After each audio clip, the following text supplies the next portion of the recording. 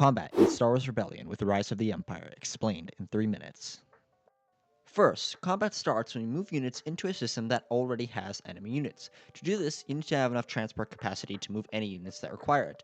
But something important that a lot of people miss is that space and ground are basically two separate battles happening in the same system. You can win one and lose the other, and they resolve independently.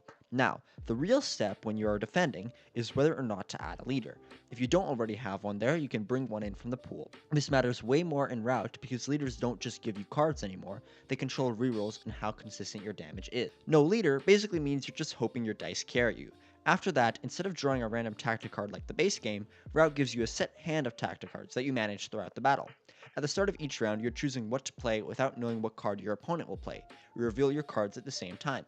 Once you run out of tactic cards in the theater, all those tactic cards except the one that you just played return to your hand. Now the actual combat round is always the same. Space battle, ground battle, then attacker has the opportunity to retreat, then the defender has the opportunity to retreat, if able. Then repeat if both sides still have units in the same theater. The structure never changes. As soon as you engage in a combat, you first decide whether you want to use any action cards that say start of combat. Ensure that you have that respective leader in that system. When you actually attack, all your units roll the dice as indicated by the faction sheet, with the attacker rolling first. You're rolling red dice, black dice, and in Route, green dice are added. There's also a cap on how many dice you can roll, 5 black, 5 red, and 3 green, so you can't just stack infinite dice. Both red and black dice have 2 hits, 1 critical hit, and 1 heal, and green dice have 2 critical hits. Units that have red health can only be damaged by red hits, and units with black health can only be damaged by black hits. Critical hits can be assigned to any units. Red heals can only be used on red health units, and with black heals can only be used on black health units. Then, after rolling, before assigning damage, this is where Route really matters. You can reroll dice based on your leader's space and ground tactic values, so better leaders do more consistent damage and give you a better chance at scoring hits. After that, you assign damage.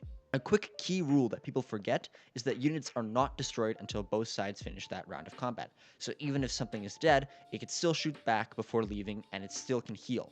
This is why it may be worth it to overkill some units to ensure they do not heal. Then, the attacker gets the option to retreat. When you retreat, you need to retreat with any units that do not require to be transported, meaning if you want to, you can leave certain units behind. You need a leader to do it, and options to retreat work in a ranking system. First, you must retreat to a system with your units or loyalty markers. If you cannot, you can retreat to any system other than those that contain enemy units or the system the enemy player attacked from. A couple additional rules to keep in mind are that interdictors stop rebel retreat, Death Stars stop imperial retreat, and most importantly, if your opponent leaves any units behind, you still have the option to retreat. They do not even have to be in the same theater as your units, you can still retreat. Then you just repeat rounds until either player retreats without any units remaining, or one side is destroyed. And that's about it. Thank you guys so much for watching. I know this was a little bit more of a beginner-friendly video, but there'll be more analytical stuff coming soon. I'll see you guys in the next video.